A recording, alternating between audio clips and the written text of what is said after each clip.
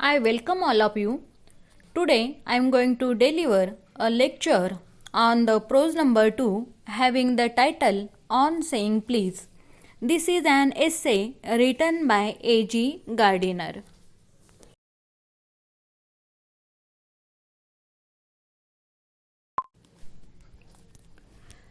This is an essay about the importance of good manners. Now I introduce you the essayist. A.G. Gardiner is a famous writer of the modern age. He was well known for his humorous essays. He created mild satires in his essays. On Saying Please is one of such type of essay. Gardiner had written about the ordinary matters with an engaging dignity. Now I explain the title of the essay. The title of the essay deals with the social and moral importance of manners and etiquettes.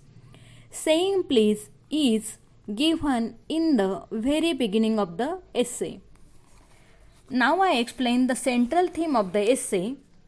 On Saying Please is a humorous essay. In it, the writer tells us about the importance of good manners. He explains his ideas with humorous examples of people like the liftman, the passenger, conductor, and the others.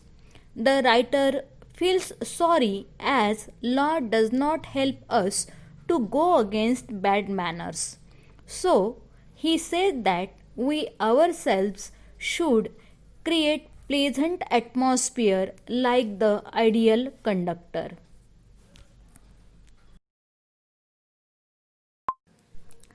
Now I am going to explain in detail the liftman and his rude behavior. One morning, the liftman threw a passenger out of the lift of the city office. He was punished for his offense. The passenger had entered the lift and had said only top. The liftman told him to say top please and not only top. The passenger had refused to say please. So the liftman had thrown him out of the lift. The liftman was wrong in his behavior. This is because discourtesy is not a legal offense, so one cannot attack somebody for it. For example, a burglar enters one's house and the house owner knocks him down. In this case, the law will acquit him, means the owner of the house. But if the house owner is attacked by the burglar physically, the law will permit him to take a revenge upon the burglar. This is because the burglar here has broken the law. But there is such a facility against bad manners. Bad manners are not a legal punishable offense. So, we may feel sympathy for the liftman, but we must admit that the law is reasonable. If we get liberty to beat people because we do not like their behavior or their voice or their faces, the gutters of a city will run with blood all day. Thus, one may be uncivil, but the law will protect him from any revenge. One may be boorish, but he may not have to pay penalty for it. The law does not force anyone to say please.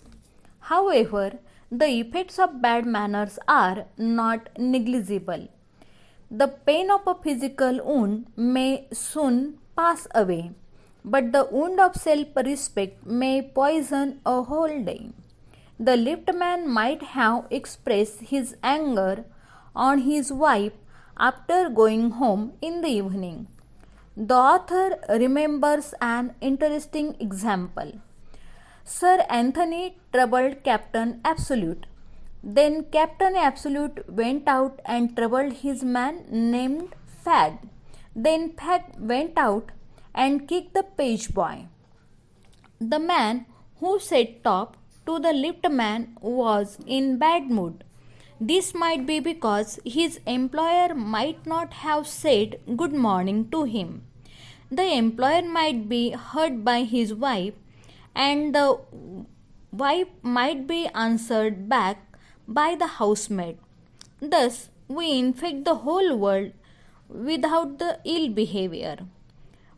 Bad manners so should be considered as more poisonous than all the crimes, but the law cannot do anything for our private manners.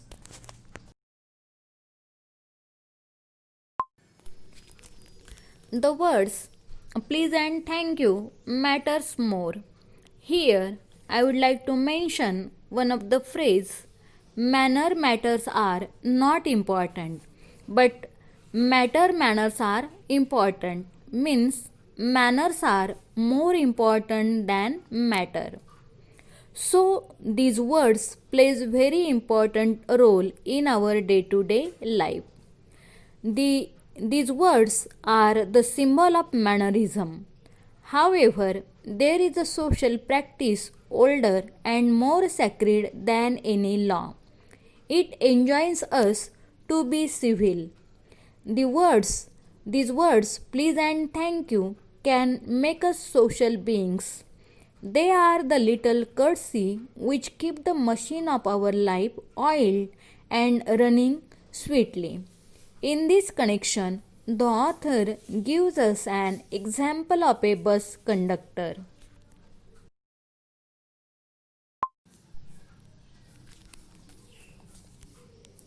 Here, the author gives us an example of a bus conductor. He is a polite man and a symbol of courtesy.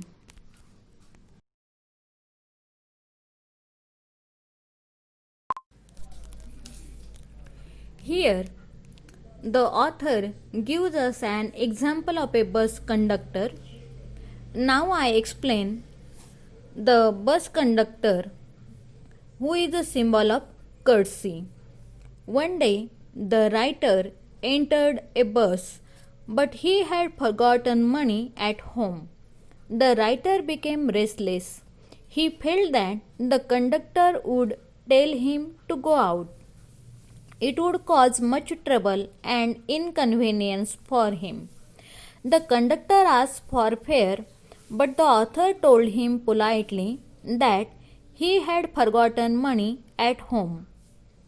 But the author asked the conductor where he should send the money of the fare. To this, the conductor said that when he would meet in the bus again. But suddenly author found a shilling in his pocket. So he paid the money for the fare. But the author was very much pleased by the good nature of the conductor and his behavior. Now I explain in detail the bus conductor and his mannerism. A few days later, the author was again traveling in the same bus. He was busy in reading. Suddenly, someone trampled his sensitive toe. He looked up angrily but saw the cheerful face of the same bus conductor who had helped him. The conductor said, "Sorry, sir. I have trampled your foot with my heavy boots. I have got them because I had got my feet trampled for many times.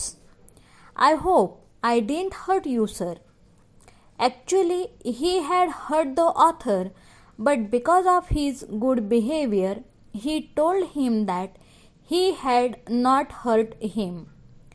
Later on, whenever the writer traveled in the conductor's bus, he observed him. He found him happy and good natured. He had much patience and made efforts to keep his passengers comfortable. He showed a place to the passenger. When it was raining, he behaved like a son to the old people and as a helpful father to the children. He behaved warmly with young passengers. He cut jokes with them. He looked the blind man up to the road or safe place. Thus he created an atmosphere of courtesy and good manners. This shows that as bad manners are infectious, so are good manners. In this sense, manners are just like weather. The author remembers Keats saying, "Nothing clears up my spirits like a fine day." So, there was always fine atmosphere on the conductor's bus. In the lightening the spirits of his passengers, he lightened his job. His happiness was not wasteful property, but a very big investment.